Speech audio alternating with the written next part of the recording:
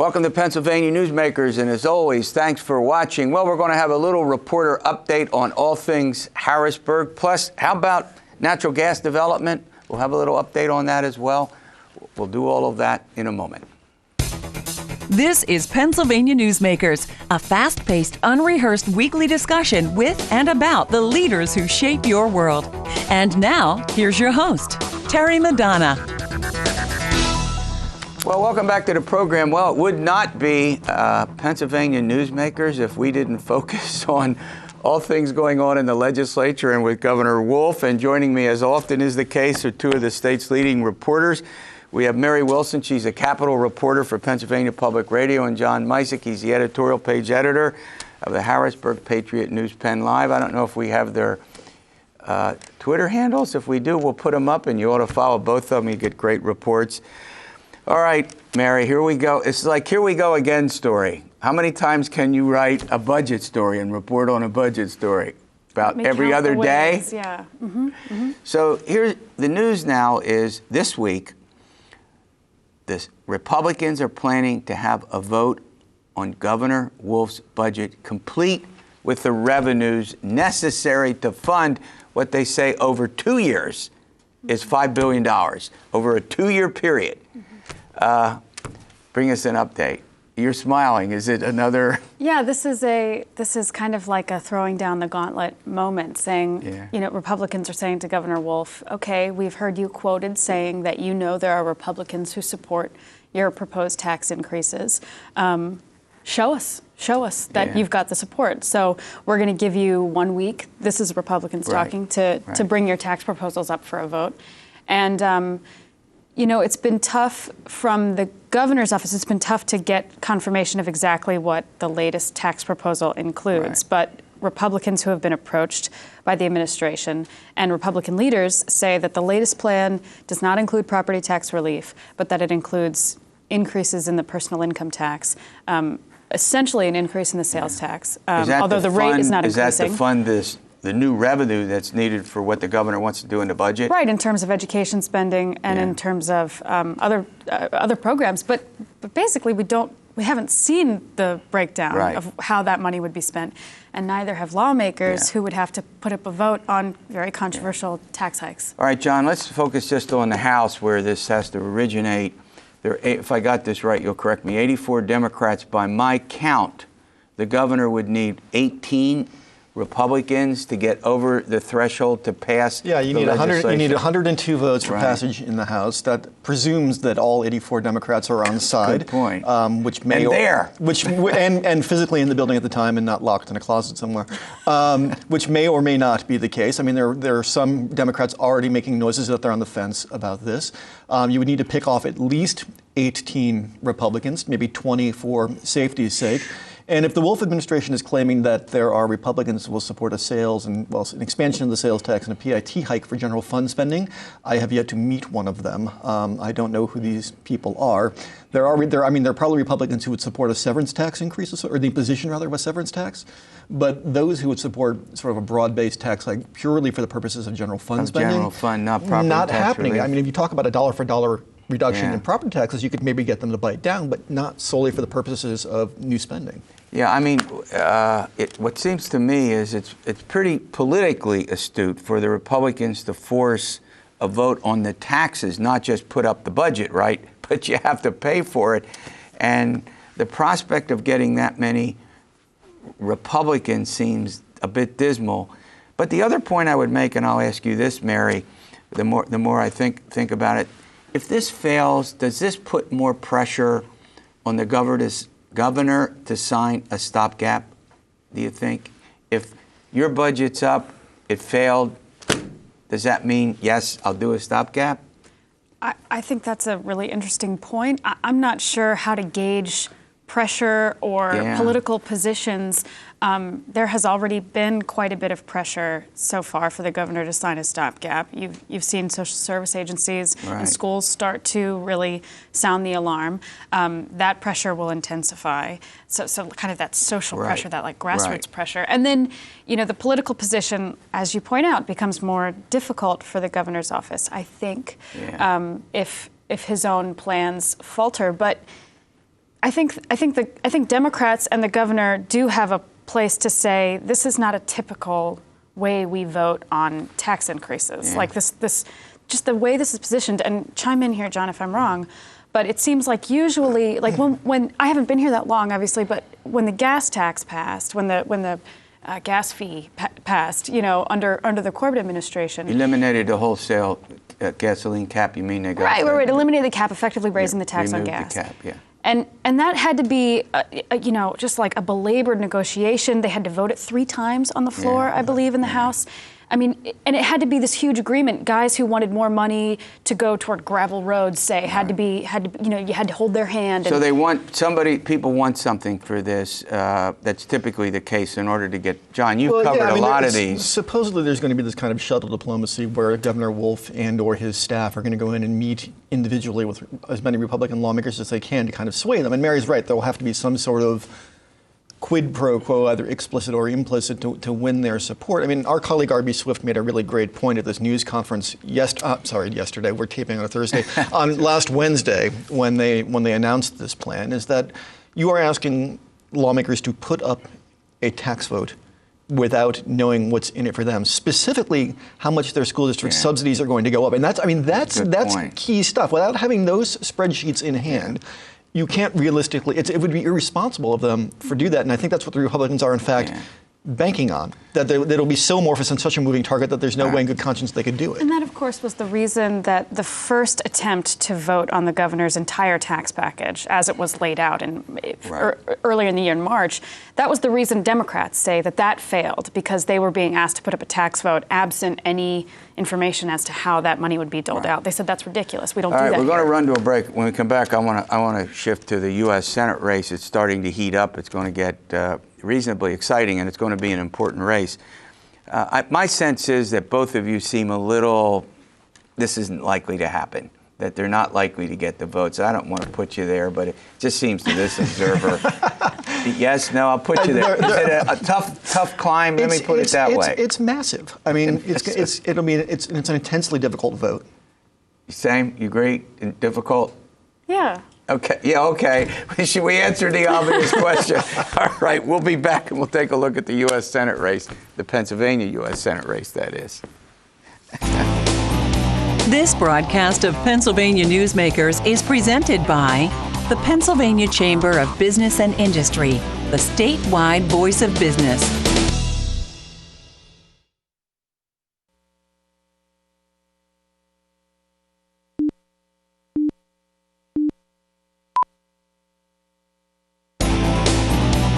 This broadcast of Pennsylvania Newsmakers is brought to you by the Pennsylvania Highway Information Association, the go-to source to learn about transportation projects and issues. Please visit pahighwayinfo.org. And by the Pennsylvania Manufacturers Association. Business in Pennsylvania is our business. John Micek and Mary Wilson join me. They're reporters. Actually, John's an editorial page editor. He was a reporter for a long time with the Allentown Morning Call. And Mary Wilson, she's the Capitol reporter with Pennsylvania Public Radio. All right, John, you have covered Senate races in the past. The Democratic primary is getting pretty interesting, isn't it? Yes, as a reporter, as an editor who refuses to go on to the next life. You're still a reporter to me. Go ahead. It's hard. But in any case, I mean, you've got Katie McGinty, the former Wolf administration chief of staff, who jumped into the race earlier this summer. Now there's a guy called John Fetterman, who's the mayor of Braddock out in western Pennsylvania, who has jumped in as well. Both of whom are challenging Joe Sestak, the former Delaware County congressman, for the Democratic nomination to run against Pat Toomey in 2016. Ms. McGinty picked up a satchel full of endorsements last week. Some notable mayors, Kim Bracey and Rick Gray from York and Lancaster, respectively. Bill Peduto, the mayor of Pittsburgh, has also signed on. Mr. Fetterman announced that he'd raised $122,000 in the last quarter, which is about 15 seconds of TV in Philadelphia. But it's getting interesting. Yeah, and Mary, obviously McGinty, Governor Wolf has endorsed her. She's the party favorite. I mean, I think hands-on party favorite, wouldn't you say, as we get into this? I mean, with Sestak releasing a statement criticizing Democratic insiders, Democratic establishment. Sounds like he's running a campaign that many Republicans are running, right? Yeah, I think that's right. Although, and obviously Fetterman doesn't have much money, but I think, what I keep hearing pundits saying all year and pollsters saying is that this is a year when kind of the non-establishment candidate is really attractive. Yeah. So what if somebody very, very wealthy decides that they like the look of, Mr. Fetterman? Well, I think maybe this is the year to expect the unexpected. All right, before I let you go, we couldn't have a commentary program if we didn't bring up the name Kathleen Kane, the beleaguered Attorney General, who recently has said that now she doesn't know whether she can seek re-election because of the temporary suspension of her law license, but yet she's eligible to hold the office, so says the Supreme Court. And then we have the Chief Justice of the Supreme Court appearing before you all, the Capitol Press Corps, saying what, John?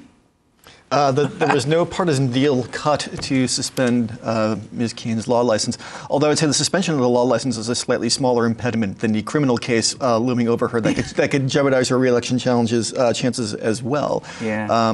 So it's just this, again, when you think it's gotten weird, it finds a way to get weirder. Yeah, I mean, my point, just watching this, I wondered why he would even mention that, the Chief Justice, when it was 5-0. Was he answering a question, or did he his say audience generated, as I recall? Yeah, I get it then. But so he didn't bring it up himself. But why would that? Oh, by the way, we didn't cut a deal. By the way, we didn't make a deal. But why would you even go there? Why with a question? It was a 5-0 decision. Republicans and Democrats on the court said, temporary suspension based on the recommendation from the disciplinary board. I don't know what the Chief Justice's motivations were. I don't know what was in his mind. Yeah. And I was not actually there at the press club that day. You missed the press club? However, how dare I? However, the court has an interest in restoring public confidence. And it's very, you'll see all the candidates this year. We're coming up on the general election. Right. There's going to be forums and fora for these candidates in the coming weeks. And they're all going to be talking about restoring integrity to the courts. Obviously we've got 3 vacancies, 2 of them caused by scandals of some sort. Largest number of openings in history, I think, on the court. All right, thanks for coming on. All right, we're going to get a natural gas development update, and we'll do that after these words. This broadcast of Pennsylvania Newsmakers is brought to you by Pennsylvania Credit Union Association. Pennsylvania Credit Unions, where people are worth more than money. To find a credit union that is right for you, check out ibelong.org. And by the Energy Association of Pennsylvania, Pennsylvania's energy information source.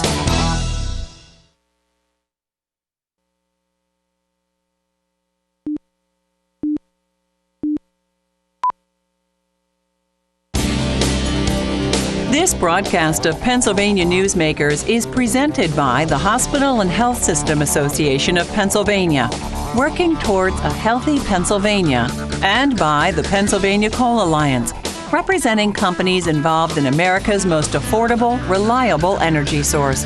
To learn more, visit pacoalalliance.com. Well, let's do a little update on natural gas development. Joining me, as often is the case, is Dave Patti. He's the president and CEO of the Pennsylvania Business Council, and Alisa Harris. She's the vice president of government and public affairs for UGI. All right, Alisa, let me start with you. It seems to me, and I'm not an expert on this subject, I'm not sure I'm an expert on anything, but natural gas prices have been falling. Am I right or wrong about that? Absolutely right. What's the effect of that? I could put it in a couple different terms, but I'll just give you one snapshot. During the winter of 2013 and 2014, gas was trading in the Marcellus Shale area between $4 and $6 per MCF. Now, and what's that last thing you mentioned? Basically, the cubic feet coming out of the well. I got that. Go ahead. Sorry. But when you look at areas like Southeast Pennsylvania or New Jersey, an area where we're developing a pipeline right now, gas was trading at $120 MCF. So if pipeline projects like the Penny's pipeline project that hopefully we'll get a chance to talk more about, with those type of projects in operation, consumers in Pennsylvania, New Jersey would have seen a savings of $890 million. That's big money, and that's sure. Huge decrease. It's sort of consistent with the drop in prices for gasoline at the pumps, right, David? You're the business guy here. Oil and natural gas and chemicals and plastics, because they're derivatives of those things, all are tied together. So it all does track together, but it all ripples through the entire economy. That even if you're not a natural gas customer, others are saving money that gets passed on to you as well. Yeah. You know, while you're on this subject, one of the discussions we have is about the Marcellus shale tax that the governor's proposed, and the suggestions that maybe a 5% shale tax, should it be enacted, wouldn't bring anywhere near today what it might have brought 2 years ago. Maybe 5%, $1 billion now, a 5%, we're talking about the amount of natural gas that's extracted from the wells, cubic feet and volume. Nowhere near that amount. Well, nowhere near that amount, and it also goes to the question of the investment in things like the pipelines. I mean, any money that's paid in taxes can't be reinvested in the business, and we need the pipelines. Going and getting the gas is I won't say the easy part, but that's only step one. You got to transmit it to the markets. Yeah, and I'm going to go back to you on this, Alisa. Is there a two-sided question? One, what the current pipelines need repaired, need to be torn up and replaced because of aging, and then you need new routes for new ones, or is it a talk about that? It's a combination. So the infrastructure that you're referring to in terms of repair and replacement, that's more on the distribution side, our utility. As a matter of fact, the UGI utility, our affiliate, they're looking at 18,000 conversions, new customers per year. So yes, they have a pretty robust replacement and repair program, but they're also adding new customers to their footprint every day. So it's very important. But when you talk about serving areas that, quite frankly, the pipelines of the past are bypassing certain areas of Pennsylvania, or that we're relying on, gas coming from the Gulf of Mexico. There's still another layer of work that needs to be done. The Penn East pipeline then is a new pipeline, and give me the approximate geography of that. So Penn East Pipeline is still in the permitting phase. It's a project that will be reviewed by FERC and many other state and federal environmental and safety regulators. But that project in particular starts in Luzerne County. It's about 118 miles, 36-inch, delivering 1 BCF of natural gas from the Marcellus Shale region to population centers where the demand is growing in southeast Pennsylvania and New Jersey. All right, we're going to run to a break. When we come back, we have to talk about the environmental implications of this. Are they safe? We'll do that with my two guests after these words. This broadcast of Pennsylvania Newsmakers is brought to you by the Pennsylvania Medical Society. Inspired physicians committed to the good health of Pennsylvanians and the advancement of the practice of medicine. And by the Pennsylvania Healthcare Association, the future of long-term care.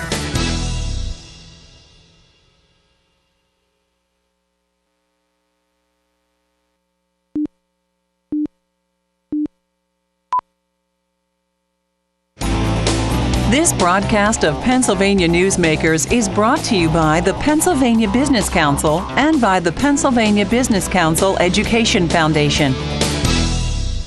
Welcome back to the program with Dave, Patti, and Alisa Harris. We're talking about the economic impact of additional natural gas pipelines, other aspects of natural gas. Dave, I want to turn to you. As you know, it's not uncontroversial, these aspects of natural gas and oil, the whole business with energy and environmental impact. We just heard the economic, what's the environmental impact here? Well, for sure. I mean, certainly people perceive risk to themselves and to their families and to their communities differently. And you can't just throw facts at it, and you certainly can't throw numbers at it and say, oh, but look at the dollars. You really have to address and validate those concerns. But natural gas is something we have all lived with in this country for 120 years, and very successfully. Yes, you have to be careful, and yes, there are occasionally, a pipe that breaks or an explosion, and that's terrible.